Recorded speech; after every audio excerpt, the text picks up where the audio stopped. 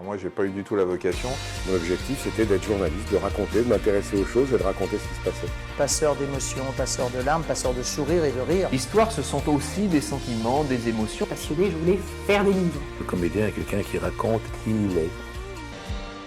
Bonjour à tous, je vous avais prévenu, cette 5e saison des tête-à-tête est placée sous le signe de Proté. Notre premier invité était d'ailleurs un magicien. Mais là, plus question d'illusion, il serait même plutôt question de communion. Après un parcours insolite, mon invité a écrit une enquête des plus passionnantes sur l'existence des anges gardiens. Et oui, des êtres célestes veilleraient bel et bien sur nous.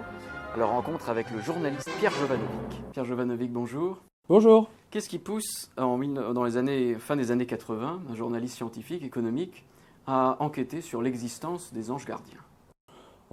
C'est une expérience qui m'est arrivée. Vous connaissez un petit peu l'histoire. On m'a tiré dessus lors d'un reportage aux États-Unis. Et le temps s'est arrêté, mais je voyais la balle arriver sur moi. J'avais tout le temps de réagir.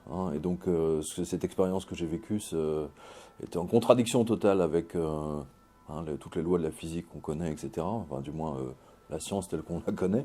Et donc j'ai essayé de comprendre comment j'ai pu vivre une chose pareille et comment éventuellement d'autres ont pu vivre une chose pareille. Voilà. Et donc ça a donné une enquête qui a duré 5 ans, plus grosso modo un an d'écriture. Et à partir de là, j'ai publié le livre Enquête sur l'existence des anges gardiens, qui est devenu un best-seller mondial. Oui, même on en avait parlé à François Mitterrand, qui était peut-être l'un des plus mystiques de nos présidents. Absolument, c'était le plus mystique, de loin, clairement. Et parmi les autres témoins, disons, les autres personnes que vous avez rencontrées, quel est le plus grand témoin de l'au-delà, le plus grand réveillé? Je crois que la personne qui m'a vraiment le plus fasciné, c'est le docteur Elisabeth Kubler-Ross. C'est celle qui a inventé la médecine palliative qu'on connaît aujourd'hui. Elle m'a vraiment impressionné par son expérience et surtout par les choses qu'elle m'avait dites, que j'ai retranscrit d'ailleurs dans l'interview, dans le livre Enquête sur l'existence des anges gardiens. C'est de loin la personne qui m'a le plus marqué spirituellement par sa simplicité, et qui m'a expliqué que les gens qui avaient des expériences aux frontières de la mort, par exemple, sont des redoublants. Qu'il ne fallait pas les voir comme des élus, mais plutôt comme des redoublants à qui on donnait à qui on tirait l'oreille. Voilà. C'était très intéressant comme entretien. De quelle étoffe seraient faits les anges? Certains parlent de supraconscience, on parle du démon, du fameux démon de Socrate. Selon vous, de quelle étoffe sont faits les anges? Enfin, c'est pas le démon, c'est le daimon, c'est on va dire le génie. C'est plus ça. Socrate entendait une voix, il y a d'autres. Jeanne d'Arc entendait une voix. Elle parlait d'ailleurs des anges qu'elle entendait. C'est pas la seule. Dans mon livre, vous avez, je sais pas, 200 ou je sais plus combien de cas. Les anges nous voient, vivent dans un autre espace-temps que le nôtre. Eux sont éternels. Nous ici, dans cette dimension-là, sur Terre, nous ne sommes que de passage un très court instant, de leur point de vue, pour amasser justement une expérience typique émotionnelle, c'est-à-dire amasser le plus grand nombre d'émotions possibles et imaginables. Il y a un duo, un couple, si on peut dire, avec l'expérience notamment de Gita Malache, les dialogues avec l'ange. C'est ce que dit l'ange, il faut en être une union. Oui, il y a une union, mais comment dire, c'est une union je dirais même, c'est plus un peu, c'est l'union, si vous, l'union, c'est pas le terme que j'utiliserais. J'utiliserai pas ça. J'utiliserai, si vous voulez, c'est un peu, vous savez, comme vous pilotez, vous êtes pilote d'un avion, vous êtes dans le ciel, vous partez de votre naissance jusqu'à votre mort, donc on va dire ça comme ça, et vous avez une tour de contrôle qui vous dit de temps à autre, vous êtes perdu, il faut revenir sur ce chemin-là, etc. Voilà, je dirais ça comme ça. En tout cas, chacun a le sien, mais il faut lui parler, le solliciter. Le Padre Pio giflait d'ailleurs ceux qui ne parlaient pas, ne sollicitaient pas l'ange. Oui, tout à fait. Le Padre Pio était extrêmement radical parce que lui, il voyait son ange, il l'entendait. Il n'y a pas que lui, il y a Gemma Galgani, cette sainte italienne que j'adore, qui elle avait quasiment une relation amoureuse avec son ange gardien. Il faut mettre aussi là-dedans le livre de Valéry Borzov, le russe qui a servi à Stravinsky pour écrire l'ange de feu. une jeune femme, enfin une gamine qui voit son ange, et à partir du moment où elle arrive à la puberté, elle ne le voit plus. Hein. Elle pense qu'elle va épouser son ange quand elle sera grande. Et donc l'ange disparaît après la puberté, et chaque homme qu'elle rencontre, elle pense que c'est son ange gardien. Donc elle recherche en fait cette union spirituelle. Mais c'est ce qu'on recherche tous. Le livre L'Ange de Feu est extrêmement révélateur, si vous voulez, de la vie qu'on mène, nous, ici, sur Terre. Hein, à travers toute expérience sexuelle, en fait, on cherche à retrouver une sorte d'état mystique, une extase. Le docteur Kubler-Ross m'avait expliqué que la fois où elle a été, vous l'avez dans le livre, mais la fois où elle a été sortie de son corps, elle est partie, elle a rencontré tous les gens qu'elle avait accompagnés au cours de toute sa vie professionnelle, qu'elle avait aidé à mourir dignement. Tous ces gens l'ont reçue de l'autre côté, et elle a vécu une expérience d'amour absolument ineffable, qu'elle pourrait, elle m'a dit, qu'elle comparait pauvrement à un orgasme puissance 1000. Un orgasme féminin, je précise. On voit les téléspectateurs vers votre livre, donc évidemment, Enquête sur l'existence des anges gardiens, édité au Jardin des Livres, la maison d'édition dont vous êtes le directeur littéraire. C'est ça. À 5 ans, en fait, vous aviez déjà eu peut-être une vocation d'éditeur, puisque vous aviez enterré le communisme dans le jardin de votre grand-père. C'était votre premier acte. Oui, absolument. Non, mais c'est étonnant parce que j'observais tout le temps mon grand-père qui faisait du jardinage, et donc il plantait des graines. Hein.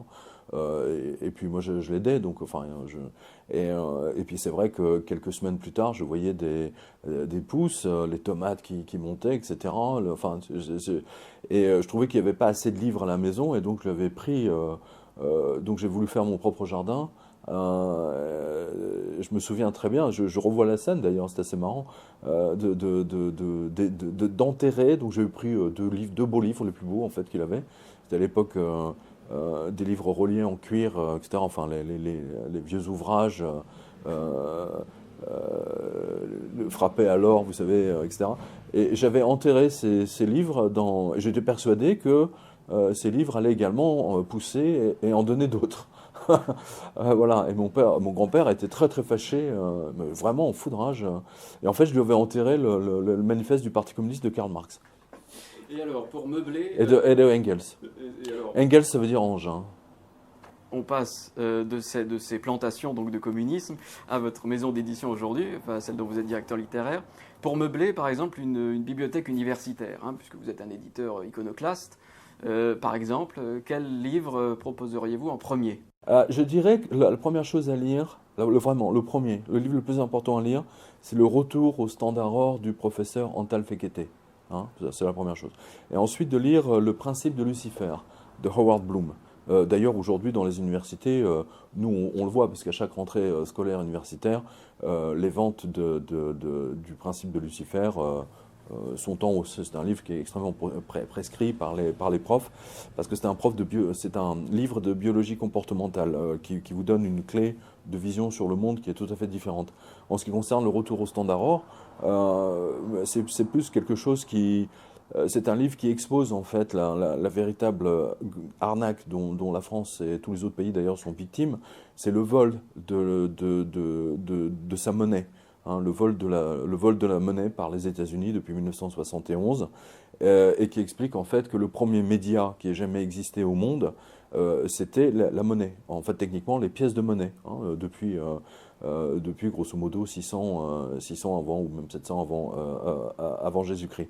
Le premier média, c'est parce que c'est ce qui unit les gens. Hein. Et donc les empereurs mettaient leur profil, hein, sur une pièce, et ils mettaient le dieu ou la déesse auquel ils se sentaient le plus affiliés. Voilà. Louis XVI, s'il n'avait pas eu son profil d'imprimé sur la pièce, n'aurait jamais été arrêté à Varennes, par exemple. Hein, parce que c'est comme ça que je crois que c'est le facteur qu'il avait reconnu. Hein, il a dit, j'ai reconnu grâce à nos pièces en circulation. Donc c'est vraiment le premier média. Et Le Retour au Standard Or, c'est le livre. Enfin, c'est ces deux livres-là que je donnerais à lire en priorité, mais vraiment en toute priorité, de loin, de très loin. Et justement, c'est un rapport avec l'or, mais aujourd'hui, est-ce qu'il faut se retirer dans les bois, vivre en autarcie avec un chaudron rempli d'or? Ou alors est-ce qu'on peut encore faire confiance, est-ce qu'on peut faire confiance aux banques aujourd'hui? Non, on ne peut pas faire confiance aux banques aujourd'hui, c'est impossible. Elles sont toutes en faillite d'une part. Elles sont en train de voler les Français. Elles sont en faillite, hein, on le voit bien, elles sont en faillite depuis 2008, hein, depuis l'explosion de Wall Street le 29 septembre 2008. Et on le voit bien parce qu'elles vous interdisent de retirer votre argent. Hein, si vous avez par exemple 10 000 euros hein, et vous arrivez à votre agence, vous dites donnez-moi 6 000 euros en liquide, elles vont vous dire non. Hein, voilà. Mais c'est pour ne pas abîmer leurs réserves, leurs soi-disant réserves fractionnelles. En fait, elles sont en faillite. Donc vivre en autarcie, c'est pas une solution. Un chaudron d'or, oui, mais il faut avoir de l'or et des pièces d'or et des pièces d'argent en attendant que le système s'arrête définitivement. Hein, je parle du système financier. C'est-à-dire quand tous les distributeurs seront stoppés hein, à cause de la faillite des banques. D'ailleurs, je vous signale qu'il est question maintenant de supprimer totalement l'argent liquide. Hein, et c'est pour empêcher les gens de retirer leur argent des banques, par définition. Alors, on ne parle pas d'investissement, évidemment, mais plutôt d'assurance vie à ce niveau-là. Je veux dire, là, c'est plus une assurance sur la vie. Hein. Je vous rappelle qu'en 1940, quand les Allemands sont arrivés, il y avait beaucoup de Parisiens qui étaient sur leur terrasse à Saint-Germain-des-Prés, hein, parce que la presse entière leur a dit que les Allemands allaient se fracasser sur la ligne Maginot, et que les Allemands n'étaient pas si bêtes, ils ont juste fait le tour, ils sont passés par la Belgique, et en l'espace d'une heure, hein, tous les Parisiens qui étaient en train de boire tranquillement là, aux terrasses ont pris leurs jambes à leur cou, et en une fraction de seconde, en même temps, plus personne n'acceptait les billets de la Banque de France. Hein, d'un seul coup, on était passé, si j'ose dire, aux pièces d'or hein, et aux pièces d'argent. Tous ceux qui ont fui Paris n'ont dû leur salut, pour la très grande majorité, qu'à leurs pièces d'or. Et on renvoie là encore les téléspectateurs vers votre revue de presse que vous présentez, que vous alimentez sur Internet, qui est d'ailleurs, pour preuve de sa vérité, si l'on peut dire, censurée par les banques. C'est le seul blog financier censuré Oui, bien sûr. Je suis censuré dans à peu près une quinzaine de banques maintenant, ce qui est... je les remercie parce que plus je suis censuré, et bien entendu, plus le personnel de la banque en question veut voir ce qu'il y a d'écrit dessus. Voilà. Donc c'est le vieux... les conséquences, si vous voulez, de quelqu'un qui est censuré. Hein, voilà. Quelle est pour vous la signification du mot « vie » ? La signification du mot « vie », c'est vous réveiller le matin avec la personne que vous aimez. C'est le cocooning, avec le chat qui vient ronronner et qui vient vous faire des caresses et vous-même, et la personne que vous aimez qui vous fait des câlins. Voilà, je pense que si je devais résumer la vie, ça serait vraiment à ça, parce que c'est la chose la plus importante. D'ailleurs, c'est ce qui nous fait vivre quasiment tous. Les gens qui n'ont pas ça, ça a donné toujours, l'histoire nous l'a montré, des choses absolument épouvantables. Je pense notamment à l'italien fou, à ce religieux fou, Savonarola, qui a pourri la vie des Italiens en étant prêtre, hein, en les condamnant à l'enfer simplement parce qu'ils mangeaient des bonnes pâtes, hein, ou simplement parce qu'ils faisaient l'amour. Hein. On voit où la folie des religieux, qu'ils soient musulmans ou catholiques, peut mener. D'ailleurs, c'est toujours la même, c'est toujours des frustrés.